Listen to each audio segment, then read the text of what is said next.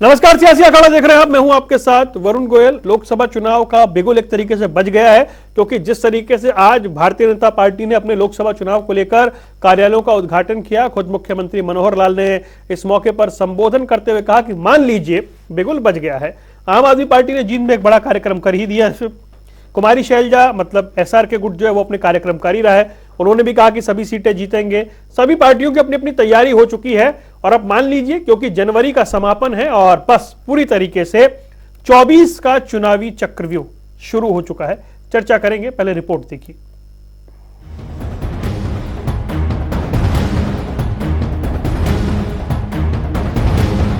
लोकसभा को लेकर सभी पार्टियों ने अपनी कमर कसनी शुरू कर दी। बीजेपी ने प्रदेश की सभी 10 की 10 लोकसभा सीट पर नए कार्यालय खोल दिए। सीएम मनोहर लाल ने अंबाला से वर्चुअली तौर पर रोहतक में लोकसभा का कार्यालय खोला और चुनावी बिगुल बजा दिया। वहीं प्रभारी विप्लव देव ने फरीदाबाद में नया दफ्तर का उद्घाटन कर कार्यकर्ताओं को चुनावी मोड में ला दिया। उधर प्रदेश अध्यक्ष नायब सैनी ने धर्मनगरी में लोकसभा का कार्यालय खोला और कार्यकर्ताओं को चुनावी दंगल में उतरने को कह दिया। सभी 10 लोकसभा केंद्रों पर आज अपना ये कार्यक्रम हो रहा है। भाई बहनों, वैसे तो कहते हैं कि जब आचार संहिता लगती है उस दिन चुनावी बिगुल बजा है, लेकिन मैं ये कहूंगा कि आज जब अपने लोकसभा के कार्यालयों का उद्घाटन हमने सब कर रहे हैं तो एक प्रकार का चुनावी बिगुल आज बज गया है। और जब चुनावी बिगुल बजता है तो उसके बाद हम सबके लिए, चाहे कोई कार्यकर्ता गली मोहल्ले का हो, बूथ का हो, अथवा प्रदेश और केंद्र स्तर के हमारे नेता कार्यकर्ता हो, उन सब के लिए शब्द प्रयोग किया जाता है कि उल्टी गिनती शुरू हो गई है। टारगेट अपना सामने है, एकदम स्पष्ट लक्ष्य, कहीं उसमें दुविधा नहीं है। एक तरफ बीजेपी फिर से सभी लोकसभा सीट पर जीतकर इतिहास रचने की तैयारी में है, जबकि कांग्रेस जन संदेश के जरिए चुनावी जमीन तलाश रही है और दिग्गज नेता हर रोज यात्रा के जरिए वोटर्स का माइंडसेट समझने की कोशिश कर रहे हैं। लोकसभा की सभी सीटों पर जीत का दावा ठोक रहे हैं। पार्टी की पूरी तरह से तैयारी है। आप देखते हैं कि लोगों के बीच में एक उत्साह है और हमारे लोग भी लोगों के बीच में बाकायदा जा जाकर उनकी बातें सुनते हैं और अपना संदेश देते हैं। लोकसभा चुनाव में अब सिर्फ चंद दिन बचे हैं। नेताओं का जनता के बीच जाने का सिलसिला जारी है। कोई भी पार्टी कोर कसर नहीं छोड़ना चाहती। चुनावी दावों से जनता को अपनी ओर करने की कोशिश की जा रही है। ब्यूरो रिपोर्ट, जनता टीवी। और कभी सभी खास प्रकाश विद्रोही जी कांग्रेस का पक्ष रखेंगे, विजेंद्र रेणु जी इंडियन नेशनल लोकदल से हैं और इसके अलावा आम आदमी पार्टी सुरेंद्र राठी हमारे साथ जुड़ गए। आप सभी का स्वागत है। नेहा, आज मुख्यमंत्री ने कहा कि मान लीजिए आज से बिगुल बज गया है। बीजेपी तैयारी के लिहाज से, कार्यक्रम के लिहाज से हम देख रहे हैं रोज कुछ ना कुछ हो रहा है। बिगुल बज गया है तो फिर स्पीड भी बढ़ेगी, हम ये मान लेते हैं। कितनी तैयार है बीजेपी अगर बिगुल आज से बज गया है तो?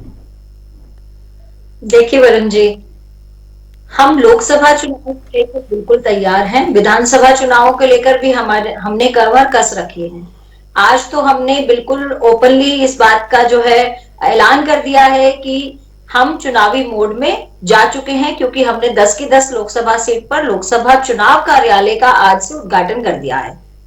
इससे पहले भी हमारी इस विषय में बहुत सारी डिबेट हुई है वरुण जी, और हम हमेशा यही बात कहते हैं, चाहे वो सरकार का पक्ष लेकर हो और चाहे वो संगठन की मजबूती को लेकर हमारा पक्ष हो, हम हमेशा चुनावी मोड में रहते हैं। भारतीय जनता पार्टी का कार्यकर्ता हमेशा अपने खुद के जो काम है, घर को संभालने का काम है, अपने व्यापार को संभालने का काम है, उसके साथ साथ संगठन को भी उतनी ही तवज्जो देता है और दिनचर्या में संगठन के कार्यों को रखता है।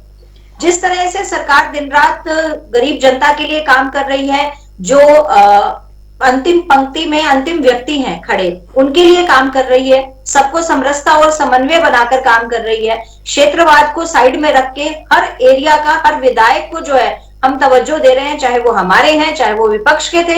हमने उनको जो है काम करने के लिए स्वच्छंद रखा और उनको उतनी धनराशि भी दी जो सरकार की तरफ से दी जानी थी, कोई भेदभाव नहीं रखा। तो चाहे सरकार के काम के डेवलपमेंट को लेकर, सुरक्षा को लेकर, स्वास्थ्य को लेकर, पर्यावरण को लेकर हमने वो सब काम किए।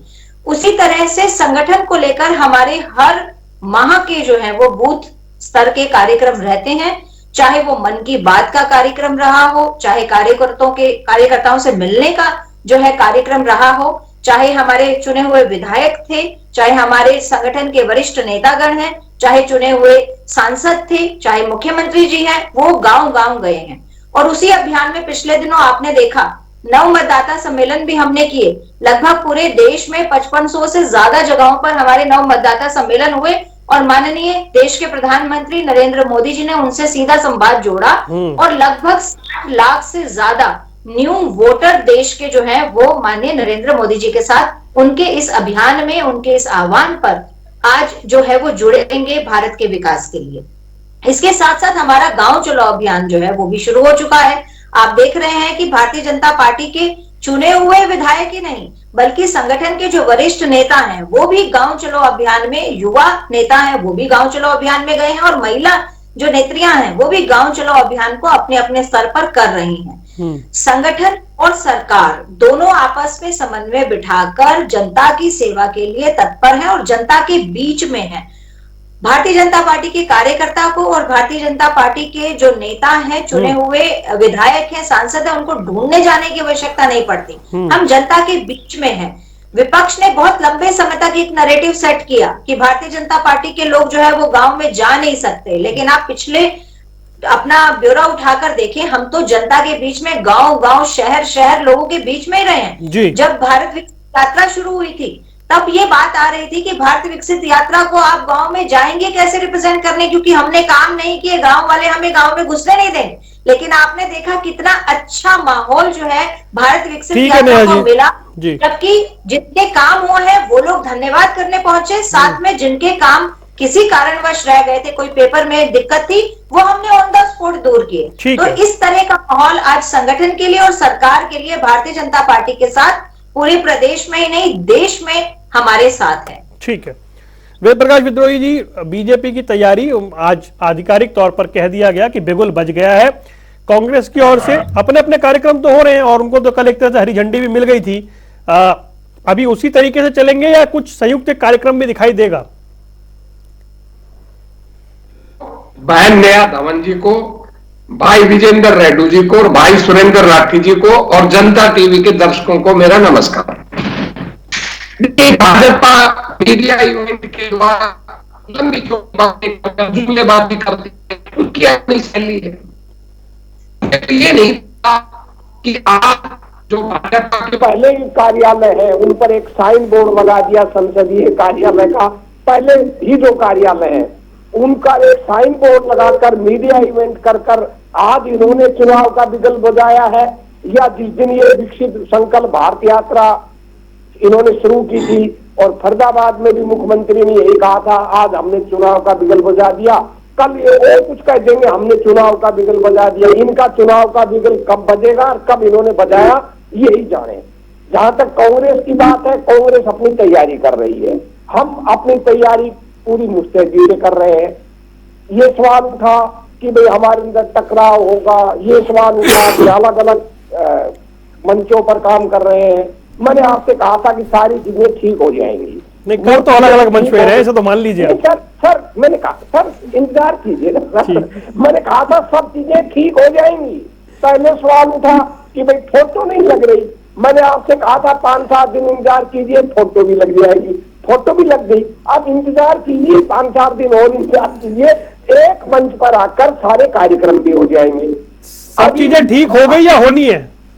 बस हो गई है, बस वो आपको दिखने लग जाएंगी। अच्छा, सब चीजें ठीक हो गई हैं, 5-7 दिन में आपको दिखनी शुरू हो जाएगी। मैं ये एक बात कह रहा हूँ। ठीक है जी। अभी हमारे इंडिया लाइन्स के साथी नीतीश जी चले गए, पूरे मीडिया ने प्रचारित कर दिया इंडिया लाइन खत्म हो गया, कुछ नहीं बचा।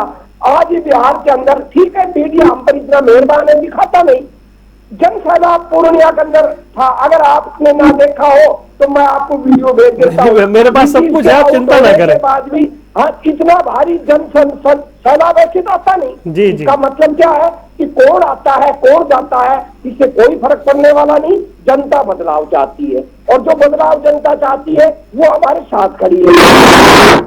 आदि ने कहा कि हमने सवाल करा विकसित भारत, मैंने भी बार बहन सवाल खड़ा किया है। आप अपनी विकसित भारत यात्रा देख लें, आप अपने भाई साहब जनता टीवी के वीडियो जो है उनको देख ले। गांव के बच्चे सरकारी कर्मचारियों से 20-30 लोगों को काम के बहाने बुलाकर अगर ये अपने आप को सफल यात्रा मानते हैं, उनको मुबारक हो, हमें कोई आपत्ति नहीं है, इनकी सैली ये करें। हम तो लगातार हमारी जन आक्रोश रैलियां हो रही है, घर घर कांग्रेस, हर घर कांग्रेस, हमारे कार्यकर्ता जा रहे हैं, संदेश यात्रा जा रही है। अब जो हम कार्यक्रम अलग अलग कर रहे थे, 5-4 दिन के अंदर आपको इकट्ठे एक मंच पर भी दिखने नजर आ जाएंगे। गठबंधन की भी हमारी जो स्वरूप है, वो सारी बातें, हमारा पूरा इंडिया अलायंस की जो हमें कांग्रेस को 7-8 राज्यों के अंदर गठबंधन करना है, उनसे सबसे प्रारंभिक बात हो चुकी है। 5-7 वो स्टेट लेवल पर तय हो गया है, 5-7 दिन बाद फाइनल उसका रूप हो जाएगा। कुछ जो छोटी मोटी जो उसके अंदर है, जो अनाउंसमेंट तो ऊपर से होगा, वो भी आपके सामने आ जाएगा। आप 10 दिन बाद देखेंगे पूरे देश के अंदर, हरियाणा के अंदर इंडिया अलायंस कांग्रेस बड़ी मजबूती के साथ पूरे देश में प्रचार भी करता नजर आएगा, एकजुटता भी आपको नजर आएगी, और जनता के सहयोग से हम भाजपा को हराएंगे। और भाजपा का लास्ट बात, भाजपा का मॉडल आपने आज चंडीगढ़ में देख लिया कि भाजपा जब एक मेयर के चुनाव के लिए धांधली कर सकते हैं बिना वो बोलते हैं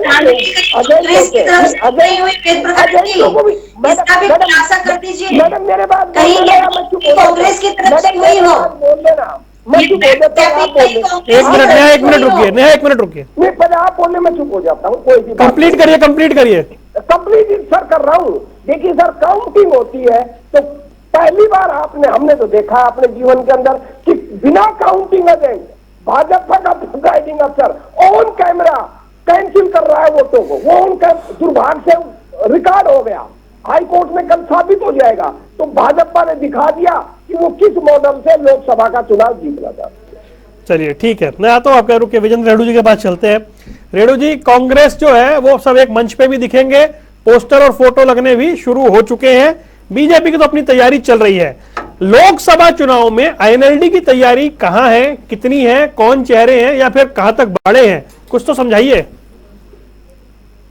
नेशनल लोकदल पार्टी बड़ी मजबूती के साथ लोकसभा चुनाव लड़ने के लिए तैयार खड़ी है और बड़ी मजबूती के साथ हम इस चुनाव को लड़ेंगे और सीटें भी जीतने का काम करेंगे। जिसके पीछे हमारे जो मुख्य बातें हैं, नंबर 1 संगठन।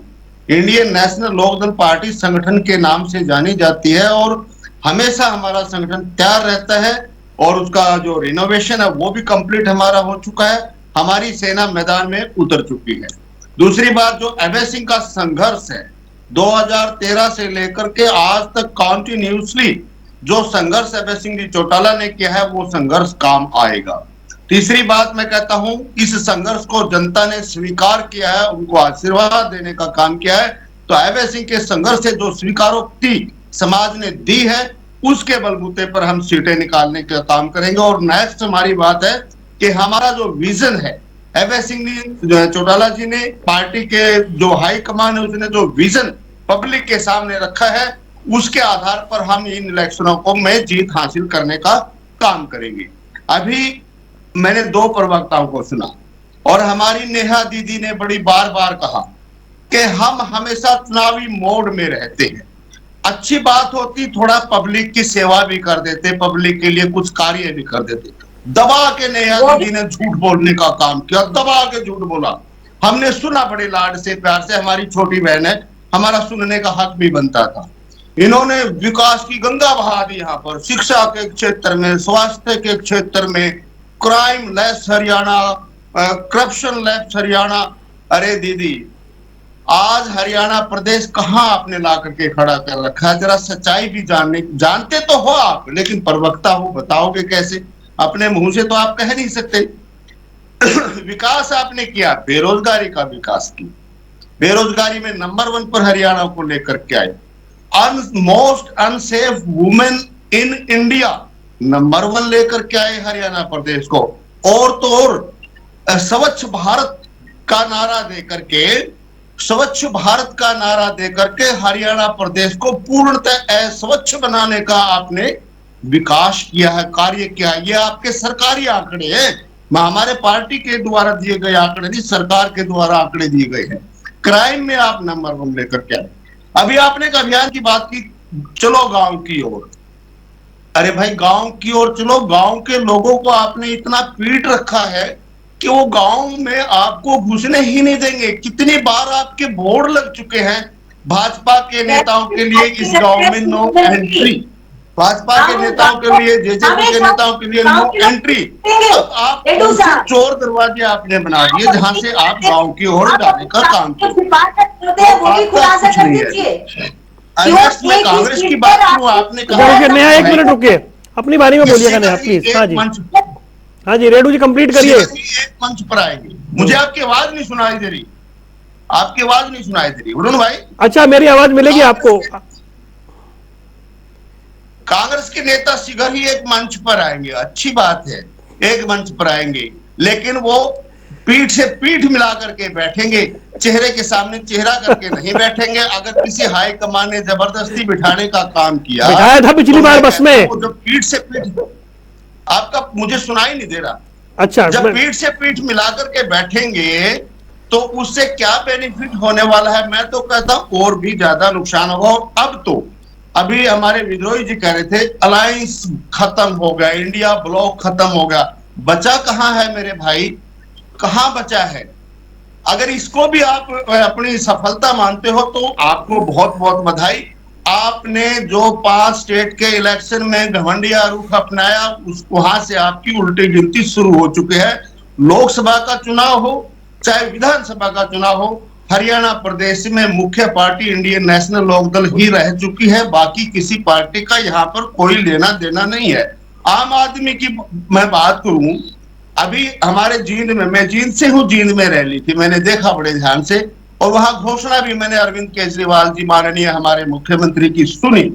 उन्होंने कहा कि भाई मुझे 5 गारंटी दे दो, मैं राजनीति छोड़ दूंगा। कंप्लीट करिए। सबसे पहले स्वास्थ्य की बात की। अरे केजरीवाल साहब, माननीय भाई जी, आपकी खांसी का इलाज तो बंबई में होता है भाई, और छोड़िए व्यक्तिगत, छोड़िए, क्लिनिक को कहते हो तो वीआईपी क्लिनिक बना दिए भाई, हमने तो वीआईपी क्लिनिक बना दिए। चले रेणु साहब, बस ठीक है, बस आवाज नहीं सुनाई। तो फिर रुक जाइए ना, आप मेरा इशारा समझिए, रुकिए। अगर आवाज नहीं आ रही हो चेक करवा देता हूं मैं, बोलते मत जाइए, फिर अब अगले की बारी है, ठीक है भाई? ऐसा कुछ करिए मेरी आवाज चली जाए रेणु साहब के पास, ठीक है? ठीक है रेणु साहब, आता हूं, फिर आऊंगा ना, फिर आऊंगा, दोबारा आऊंगा। सुरेंद्र राठी जी, अब भाई आपके कार्यक्रम भी हो गए, तैयारियां भी देख ली। हरियाणा में 10 लोकसभा को लेकर बीजेपी ने कार्यालय खोल दिए, बीजेपी ने बिगुल बजा दिया है। आज चंडीगढ़ भी चर्चा में है। आम आदमी पार्टी गठबंधन के तौर पे तैयारी के लिहाज से कहां खड़ी है भाई? सबसे पहले सुरेंद्र राठी का जनता टीवी के दर्शकों को बहुत बहुत नमस्कार। जहां तक इन्होंने, नेहा मैडम ने कहा है कि भारतीय जनता पार्टी हर समय चुनावी मोड पर रहती है, बड़ी खुशी की बात है, लेकिन चुनाव मोड में रहने के साथ साथ अगर ये जनता के हित के मोड में भी रहती तो बड़ा अच्छा लगता। इन्होंने हरियाणा प्रदेश को हड़ताल प्रदेश बना दिया है। आप पिछले दिनों से देख रहे हो, डॉक्टर हड़ताल पर हैं, पटवारी हड़ताल पर हैं, आशा वर्कर हड़ताल पर हैं, हर वर्ग हड़ताल पर बैठा है। एक भी आदमी इनकी सरकार से खुश नहीं है। इन्होंने बोला कि हमने आलीशान ऑफिस बना दिए डिस्ट्रिक्ट हेडक्वार्टर पे, बहुत अच्छी बात है। अगर ये आलीशान हॉस्पिटल बनाते तो जनता को स्वास्थ्य का लाभ मिलता। अगर ये आलीशान स्कूल बनाते तो बच्चों को शिक्षा अच्छी मिलती। आपको पता है कि लगभग 1500 से ज्यादा इन्होंने स्कूल बंद कर दिए। 500 से ज्यादा लड़कियों के स्कूल में शौचालय नहीं है। 150 से ज्यादा स्कूलों में बिजली नहीं है। इन्होंने कहां का विकास कर दिया। बेरोजगारी की जहां तक आप बात कर रहे हो, हरियाणा बेरोजगारी में इन्होंने नंबर 1 बना दिया है। नंबर 1 हरियाणा। हरियाणा ऐसा देश है जिसमें 34 पेपर लीक हो गए। और पेपर कैसे कराते हैं? रेवाड़ी के बच्चे को अंबाला पेपर देने के लिए जाना पड़ता है, सरसा के बच्चे को पलवल जाना पड़ता है। सुबह 9 बजे का पेपर होता है तो बच्चे रात को ग्रीन बेल्टों में पार्क में सोते देखे गए हैं पेपर के लिए। इतना करने के बावजूद जो गरीब माँ बाप अपने बच्चों को किराया भाड़ा देकर पेपर देने के लिए भेजते हैं, बाद में पता चलता है पेपर लीक हो गया है। राठी जी, तैयारी बताइए पार्टी की। भारतीय जनता पार्टी को इस बात की शर्म आनी चाहिए कि बेरोजगारी इतनी बढ़ा दी है कि हरियाणा के मुख्यमंत्री खट्टर साहब कह रहे हैं युवाओं को इजराइल में भेजेंगे। अरे भाई थोड़ा सा ख्याल रख लो हमारे परिवार के बच्चों का। लोग तो इजराइल से अपने बच्चों को, अपने परिवार को वापस बुला रहे हैं और भारतीय जनता पार्टी युद्ध के अंदर धकेल रही है। जो बात है इलेक्शन की, आम आदमी पार्टी पूरे इलेक्शन के मूड में है। आपने देखा होगा हमारी जींद के अंदर कितनी जबरदस्त रैली हुई है और पूरे हरियाणा के अंदर लगभग 1.5 लाख के करीब हमारे पदाधिकारी नियुक्त हो चुके हैं। हर गांव में हमारी 21 मेंबरी कमेटी बन चुकी है। हमारी पार्टी इतनी स्पीड से काम कर रही है। आपने देखा होगा कि गुजरात में 6 महीने पार्टी ने काम किया था, 5 एमएलए जीत के आए और 41 लाख हमें वोट मिली है। एक विश्व की सबसे उभरती हुई पार्टी जिसने 3 बार दिल्ली में सरकार बनाई और पंजाब के अंदर हमारे 92 एमएलए जीत के आए। 2 एमएलए हमारे गोवा के अंदर हैं, 10 राज्यसभा सांसद, एक हमारे लोकसभा सांसद हैं। अरविंद केजरीवाल जी ने जो काम किए हैं उनकी टूटी विश्व में बोलती है। जब अमेरिका के राष्ट्रपति इंडिया में आए तो उनकी धर्मपत्नी ने कहा था मिलेनिया ने कि मैं अरविंद केजरीवाल के स्कूल देखने जाऊंगी। और जब वो अमेरिका के राष्ट्रपति गुजरात गए तो माननीय प्रधानमंत्री जी ने 7 किलोमीटर की दीवार बनाकर झुग्गी झोपड़ी ढकने का काम किया है। ये हमारे कार्य की ठीक है। जी हम आगे आपकी बात। 10 सीटों पे हरियाणा में इंडिया गठबंधन के साथ जीतेंगे, जबरदस्त तरीके से जीतेंगे। चलिए, अच्छा बोलते हैं आप। नेहा धवन भाई, आपने सुना, आपके दावों से इतर बाकी सारी पार्टियां बता रही हैं कि सच्चाई ऐसी है नहीं। आपके सामने चुनौती है 10 की 10 को रिपीट करना। देश की बात छोड़ देते हैं, हरियाणा में 10 की 10 रिपीट करना यह बहुत मुश्किल टास्क है। देखिए वरुण जी, 10 की 10 सीटों को रिपीट करना हमारे लिए बिल्कुल मुश्किल बात नहीं है, क्योंकि हरियाणा प्रांत की जनता आज इस विचार के साथ खड़ी है कि वो नरेंद्र मोदी जी को देश की कमान सौंपना चाहते हैं, फिर से एक बार मोदी जी को सत्ता में लाना चाहते हैं। इस विचार के साथ आप अपना जनरल सर्वे करवा लीजिए, आपको यही विचार मिलेगा कि लोकसभा में केवल और केवल नरेंद्र मोदी जी ही देश की कमान संभालेंगे। हरियाणा प्रदेश की जनता, चाहे वो किसी वर्ग से आती है, गांव से है, शहर से है, नौजवान है, बुजुर्ग है, महिला है, सबके मन का यही विचार है। आप दूसरी चीज देखिए, क्या कांग्रेस के पास में ऐसा व्यक्तित्व है जो नरेंद्र मोदी जी के सामने खड़ा करने लायक हो? क्या आम आदमी पार्टी के पास ऐसा नेतृत्व है? क्या गठबंधन के पास ऐसा नेतृत्व है? क्या आईएनएलडी ऐसा सोचती है कि वो केंद्र के में नरेंद्र मोदी जी के सामने किसी को ऐसा मान सकती है कि उस चेहरे के साथ लोकसभा की सीटों का जो है वो समन्वय करके उनको योगदान देना चाहिए? या कहीं पर भी जिस तरह से आज केंद्र की सरकार चली है पिछले 10 वर्षों से नरेंद्र मोदी जी के नेतृत्व में, देश की जनता ने भारत को बदलते हुए देखा है। देश की जनता ने अंत्योदय के भाव को जीते हुए देखा है। देश की जनता ने कोरोना काल में भारत को हाथ फैलाए हुए नहीं, स्वतंत्र अपनी रीढ़ की हड्डी मजबूत बनाते हुए अपने आप के व्यक्तित्व को स्ट्रॉन्ग खड़ा करते हुए देखा है। नरेंद्र मोदी जी के नेतृत्व में जितने काम आज भारत में हुए हैं, मैं जरा सुरेंद्र जी को एक बात बताना चाहूंगी कि पुरानी चीजों को लेकर आज की डिबेट में मत बैठिए, आप अपडेटेड नहीं है। जिन टॉयलेट्स की बात आप कर रहे हैं वो तो हमने 17 मई और 26 और 31 मई को और 4 जून 2023 तक हमने फंड्स रिलीज करके कम से कम 1022 स्कूल्स में बॉयज टॉयलेट बनवा दिए, 538 गर्ल्स टॉयलेट स्कूल्स में बनवा दिए और 236 जो इलेक्ट्रिसिटी जहां पर प्रॉब्लम थी जिन स्कूल्स में, वो ठीक करवा दी। आप बहुत पुराना डाटा लेकर बैठे हैं, हमने तो जून तक पूरा काम करवा दिया था और एक एफिडेविट पे काम करवा दिया था। दूसरी बात, आपने बात की हड़तालों के राज्य की बात की, हड़तालों का राज्य नहीं है सर ये। आंगनवाड़ी वर्कर्स को हमारी सरकार से उम्मीदें थी, कांग्रेस के समय में तो उनको केवल चंद रुपए मिलते थे, 4000 रुपए उनकी सैलरी नहीं थी, लेकिन हमने उनकी तनख्वाह को 13000 रुपए प्रति माह तक पहुंचा दिया। आज जो है वो चाहे जो एडॉक बेसिस पर लगे हुए कर्मचारी हैं टीचिंग के, उनको हम 40,000 रुपए तक तनख्वाह घर भेज देते हैं उनको हर महीने। आपको उम्मीद जो है वो भारतीय जनता पार्टी के साथ आज लगा रहा है हर वर्ग, चाहे वो सरकारी कर्मचारी है और चाहे वो दूसरे लोग हैं। हमने उनकी उम्मीदों पर हम खरे उतरे हैं ना। तो आईएनएलडी, एक बात बोलने दीजिए वरुण जी, मुझे सबको जवाब देना होता है इसलिए मेरा समय ज्यादा होना चाहिए। नहीं ऐसा नहीं। जहां बात है, जहां तक बात है विजेंद्र रेड्डी जी की, विजेंद्र रेड्डी जी बात कर रहे थे कि मुझे कुछ बातें छिपानी पड़ेंगी। विजेंद्र रेड्डी जी 20 साल पुरानी अपनी सरकार की किस विफलता को छुपा रहे हैं? खुलकर क्यों नहीं बोलते मीडिया के सामने? 20 साल से आप केवल एक विधायक बैठे हुए हैं, आप 20 साल से सत्ता से बाहर हैं, और उसमें भी हमारा 6000 वोटों का डिफरेंस था भारतीय जनता पार्टी के कैंडिडेट और जो हमारा गठबंधन का कैंडिडेट था और आपके कैंडिडेट में।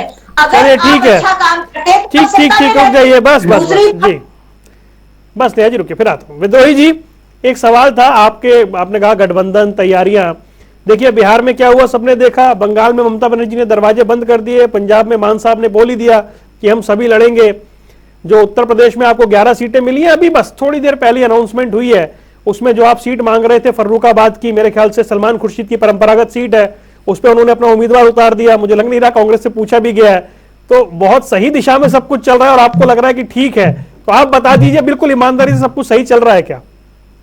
देखिए वरुण जी, मैंने आपको पता नहीं कितनी बार डिबेट में कहा है, फिर कह दीजिए पंजाब में समझौता नहीं होगा, उसका मैंने कारण बताया ठीक है। पंजाब में प्रमुख सत्ताधारी दल आप है, प्रमुख विपक्षी दल कांग्रेस है, इसलिए हम बीजेपी को क्यों स्पेस देंगे? ठीक है, वहां समझौता नहीं होगा और ये बात मैं आपको 6 महीने से कह रहा हूँ। ठीक है, कौन सी हमारे अंदर अंतर्विरोध है, ये बात भी मैं बार बार कह रहा हूँ। उत्तर प्रदेश में सीटों के बंटवारों के लिए प्रैक्टिस चल रही है, अखिलेश यादव जी ने 11 सीटें दी, उसके बाद आपने एक ट्वीट तो पकड़ लिया, उनका दूसरा नहीं पकड़ा। अखिलेश यादव ने कहा कि 11 मैंने ऑफर की है और भी हम बात करके दे देंगे। तो वो एक गठबंधनों के अंदर जब चलता है आपस में वार्ता, तो स्वाभाविक बात कर रहे हैं। एनडीए गठबंधन में कौन सा उत्तर प्रदेश में बंटवारा हो गया, बिहार में कौन सा बंटवारा हो गया, महाराष्ट्र में कौन सा बंटवारा हो गया, कर्नाटक में कौन सा बंटवारा हो गया, ये लड़ाई हर गठबंधन। अब मैं बता देता हूं ना आपको, सुनिए मेरी बात, गठबंधन में 31 दिसंबर तक सीट शेयरिंग हो जाए, इसकी डिमांड की थी आपके सहयोगियों ने, ममता बनर्जी ने डिमांड की थी, नीतीश कुमार ने डिमांड की थी। देखिए मैंने आपको कितनी बार बंगाल के विषय में बड़ी स्पष्ट राय रखी है कि बंगाल में दुविधा है, और वो दुविधा क्या है कि कांग्रेस की जो लोकल यूनिट है वो समझौता चाहती है सीपीएम से, और ममता घोषणा कर चुकी है मैं सीपीएम से समझौता नहीं करूंगी, और कांग्रेस का जो राष्ट्रीय नेतृत्व है वो ममता जी से समझौता चाहता है। तो वो दोनों के विपरीत ज्ञान आएंगे, ये इस राज्य की मैं पहले ही बता चुका हूँ कि भाई ये दोनों राज्यों में कॉन्फ्लिक्ट है। 2 राज्यों के अलावा हरियाणा के विषय में मैं बता चुका हूँ कि भाई हमारी क्या स्थिति है। अब उत्तर प्रदेश में गठबंधन होगा, बिहार की बात आप निश्चित रूप से सही कह रहे हैं। अब मैंने आपको पहले भी कहा था, अब हम किस किस को प्रधानमंत्री बना दें? अब लोग इतने कायर और कमजोर और डरपोक लोग हैं जो अपना ही थूका चाहते हैं, जो कहते हैं ऐसी भाषा मत बोलिए, छोड़ दीजिए। मैं नहीं कह रहा सर, वो अपना थूका खुद चाहते हैं, वही कह रहे थे। छोड़ दीजिए, मत करिए ऐसे, छोड़ दीजिए। उन्होंने विधानसभा में क्या कहा था? छोड़ दीजिए, मर जाऊंगा। अब वो भाग गए, अब भगोड़ों को कोई रोक सकता है क्या? आप ही बताइए। अगर भाजपा तो बहुत मजबूत पार्टी है, हरियाणा में चेहरे तलाश से फिर रहे हैं, जो अपने भाई आया सो गाया सो को सुन तो हम भी तो रहे हैं कि बहुत सारे लोग चुनाव नहीं लड़ना चाह रहे कांग्रेस से, वो अलग बात है, छोड़ दीजिए, वो अलग विषय हो जाएगा। तो मैं कह रहा हूँ ये समस्या हर जगह है। ठीक है, आप केवल हम पर ही मत मानिए, हमारे गठबंधन की प्रारंभिक बात हर जगह हो चुकी है। ठीक है, कोई भी ऐसा राज्य नहीं बचा जहां अब पूरी हो चुकी है। अब वो केवल मात्र कंपाइल होनी है, और राष्ट्रीय स्तर मैं समझता हूँ 5 या 7 दिन के अंदर अंदर वो सारी चीजें आपके सामने आ जाएंगी, और सीटों का बंटवारा कौन कहाँ लड़ेगा ये निश्चय हो जाएगा। ठीक है, अंतर विरोधों के बाद भी मैं फिर कह रहा हूँ, अंतर विरोधों के बाद भी इंडिया ममता जी हमारा अंतर विरोध होते हुए वो भी यही बात कह रही है कि मेरा लक्ष्य भाजपा को हराना है, कांग्रेस का लक्ष्य भी भाजपा को हराना है। हम म्यूचुअल प्रैक्टिस जो होती है ना पॉलिटिक्स में, जरा अपनी प्रैक्टिस भी होती है। अब बंगाल की मैं बड़ी छोड़ दीजिए विद्रोही जी, विस्तार हो जाएगा ज्यादा। एक लाइन सर, अब बंगाल की जो राजनीतिक स्थिति है वो आप भी जानते हैं, मैं भी जानता हूं। अगर बंगाल में तीसरा नहीं होता है तो जो ममता विरोधी वोट है वो बीजेपी में जा सकती है। अगर सीपीएम और कांग्रेस मिलकर लड़ती है तो वो वोटें उधर चली जाएंगी, उसका फायदा ममता और हमारे गठबंधन को होगा। तो कई चीजें टेक्निकल होती है, जो बताई नहीं ठीक है, जो बताई नहीं जाती, वो अघोषित होती है। हाँ, अघोषित होती है, वो आप ठीक भी है, जानते हैं, रेणु जी। हम भी जानते हैं। ठीक है। और पूर्णिया की घटना बता रही है कि नीतीश के जाने से कुछ फर्क पड़ने वाला नहीं। चलिए। मैं लास्ट बात कर रहा हूँ, नीतीश जी मेरे व्यक्तिगत मित्र रहे हैं। जब मैं हरियाणा का लोक दल का किसी जमाने में 80 में सेक्रेटरी होता था, 20-22 साल का, उस समय नीतीश जी ऑल इंडिया के लोक दल के युवा दल के जनरल सेक्रेटरी होते थे। तब से मेरा 80 से उनसे आना जाना, 80 से मित्रता है। तो नीतीश जी ने अपने राजनीतिक जीवन में आत्महत्या कर ली है। अब चलिए, ठीक है, वो छोड़ दीजिए, नीतीश जी को चर्चा पे करेंगे। तो हमें कोई नुकसान नहीं होने वाला, जनता सब। विजेंद्र रेणु जी, आवाज मिल रही है आपको मेरी? जी, तो वो देखिए विद्रोही जी कह रहे हैं किताब छप चुकी है, बस बाइंडिंग होना बाकी है, चिंता ना करें। बिल्कुल कहा इन्होंने। की बात तो ये है कि आज देखियो हिंदुस्तान में जितने भी नेता हैं, उसका 75% इंडियन नेशनल लोक दल की नर्सरी से ही निकलना बना है। यहाँ तक के विद्रोही जी ने भी मान लिया कि मैं भी इनेलो से ही निकला हुआ हूँ, ये भी हमारा ही। आप गलत कह रहे हैं। चौधरी चरण सिंह की नर्सरी लोकदल थी, उसी में आप अपने आप इनेलो तो कल बनी है, इनेलो कोई नर्सरी नहीं थी। आप असत्य ना बोले।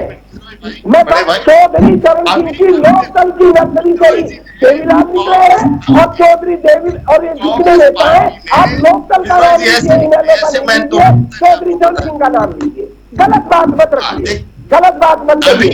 इनेलो का कोई रोल नहीं था। इनेलो केवल ओम प्रकाश चौटाला की। अभी चुप हो जाओ ना, अभी चुप हो जाओ, जल्दी से जल्दी। अभी इन्होंने कहा कि बंगाल में बीजेपी की तरफ वोट चली जाएंगी जो ममता के विरोधी वोट है। मैं इसके ऊपर ये बात लाइन सुनकर के मैं बड़ा हैरान हुआ, क्योंकि हर डिबेट में मैं कहता हूं कि कांग्रेस बीजेपी की मदद कर रही है, और अभी से इन्होंने अपना परसेप्शन बनाना शुरू कर दिया कि हमारी सीट नहीं आई। तो भाई हम तो पहले ही कहते थे कि उसकी विरोधी वोट बीजेपी को ही जाएंगी, टीएमसी को नहीं जाएंगी या सीपीएम को नहीं जाएंगी, वो बीजेपी को। अभी से इन्होंने अपना परसेप्शन बनाना शुरू कर दिया है। परसेप्शन बताया है मैंने, कांग्रेस का परसेप्शन नहीं मेरा भाई, मैं आपको पार्टी के तरफ मेरे नाम आपका नहीं मेरा, मैं आपका नहीं मेरा, आप तो पार्टी की आवाज हो। आपकी आवाज पार्टी की आवाज है, वो आपकी आवाज नहीं है। आपकी आवाज पार्टी की आवाज है विद्रोही भाई, आपकी आवाज नहीं है पार्टी की आवाज। दूसरी बात हमारी नेहा दीदी ने कहा, चलो मैं छोड़ देता हूँ विद्रोही जी आपको। हमारी नेहा दीदी ने कहा कि लोग 20 साल से एक विधायक पर बैठी है। शायद इनको याद होगा, वकील साहिबा है ये, 31 MLA थे और आपके 4 थे, सिर्फ ओनली 4 MLA। 2014 में हमारे 19 MLA थे और 2 लोकसभा थी, जबकि कांग्रेस की 1 लोकसभा हुआ करती थी, हमारी 2 लोकसभा थी। हरियाणा प्रदेश में इंडियन नेशनल लोकदल पार्टी सबसे मजबूत पार्टी, सबसे पुरानी पार्टी और सबसे मजबूत इसके नेता हैं। इसलिए हम जो है 2024 का चुनाव बड़े मजबूती से लड़ने का काम करेंगे। समय जल्दी से अभी जो ये इन्होंने कहा, मेरी एक और बात थी कि विश्व ख्याति प्राप्त माननीय अरविंद केजरीवाल जी, ये विश्व ख्याति प्राप्त है, अच्छी बात है, होना चाहिए। अमेरिका के राष्ट्रपति आए, इन्होंने स्कूल दिखाया इनको और वहां की मैडम ने इनकी प्रशंसा की। अरे भाई, आपके स्कूल आपके शिक्षा मंत्री श्रीमती आशीषी देवी ने भी दिखाए थे और पूरी दुनिया को ही दिखाए थे वो स्कूल, आपके ही शिक्षा मंत्री ने दिखाए थे। उसने क्यों वो अलग अलग स्कूल क्यों दिखाए? एक भी स्कूल यदि दिल्ली में बनाया हो, एक भी मेडिकल कॉलेज बनाया हो, उसका एड्रेस से हम विजिट करना चाहेंगे, आपको साथ लेकर के विजिट करना चाहेंगे। ये जुमलेबाजी नहीं चलेगी। और तो इन्होंने अपने एजेंडे में, मैनिफेस्टो में लिखा नशा मुक्त दिल्ली। मैं समझता हूं कि ये गलती से लिखा गया, गलती हुई पार्टी से। नशा युक्त लिखना चाह रहे थे, वो मुक्त लिखा गया। आज पूरी दिल्ली को नशा युक्त बनाने का आप काम करो। शराब की बोतल एक के बदले एक फ्री भला कौन देता है भाई? कोई देता है क्या? कहीं कोई पॉलिसी है क्या? ठीक है, दायरे तो खरी उतरती है क्या? अरे त्योहारों के दिन राष्ट्रीय समय से ऊपर जा रही है धारा, मेरी मजबूरी समझिए। हाँ, और कितने हेडू साहब, दिल्ली के वर्ल्ड क्लास स्कूल है, आप एक बार जाके तो देखिएगा। 20,000 नए कमरे बनाए हैं पिछली सरकार ने। राखी साहब, ये पहली बार एक के बदले एक फ्री कपड़े हमने देखे, स्टेशनरी का सामान देखा और रेडीमेड मिलते हैं, लेकिन दारू एक के बदले एक के साथ एक फ्री मिलती है। और कमाल की पॉलिसियां हैं आपकी नशा मुक्त दिल्ली की। ठीक है, रुकिए, अब रुकिए रेणु जी, रुकिए। दूसरी बात, 5 सेकंड लास्ट, दूसरी बात, हरियाणा को लेकर के आपके पंजाब के मुख्यमंत्री कितने अनर्गल बातें कहते हैं। क्या एक बार भी हरियाणा का बेटा जो कहता कि पूरा हरियाणा मेरा रिश्तेदार है, कोई नाना को नानी को, मामा को मामी को, भाई को बहन, क्या आप कभी हरियाणा के हक की आवाज उठाई? क्या कभी आपके रिश्तेदार ने भगवत मान को एक बार भी कहा? ठीक है रेणु साहब, कि मेरे हरियाणा के खिलाफ नहीं बोलोगे, अपनी जुबान को? चलिए राठी साहब 30 सेकंड लीजिएगा बस जल्दी से। राठी साहब 30 सेकंड आपके। हेडू साहब, बहुत बढ़िया आपने बोला है। एक हरियाणवी कहावत है, बोला छाल तो बोले पर छालनी भी क्या बोला, जिसमें 70 छेद। आपके मुख्यमंत्री 10 साल की सजा काट के आए हैं। मुद्दा ये है इलेक्शन का, नेहा जी, आपने बोला है कि अपने स्कूलों में शौचालय बनवा दिए, क्या मूल लेके जाएंगे? गांव के अंदर इतना बुरा हाल है, आप गांव में जाके देखिए, हरियाणा का बच्चा जन्म लेके किलकारी बाद में मारता है, पहले कर्जदार हो जाता है। आप हर हरियाणा वासी पे 1,32,000 का कर्जा है, 1,32,000 का। चलिए ठीक है, मैं माफी चाहता हूँ, समय नहीं है। आप चारों मेहमानों को जोड़ने के लिए बहुत मैं माफी चाह रहा हूँ, समय नहीं है। सियासी अखाड़ा देख रहे थे आप, रुकना कुछ देर के लिए। खबरों का सिलसिला लगातार जारी है।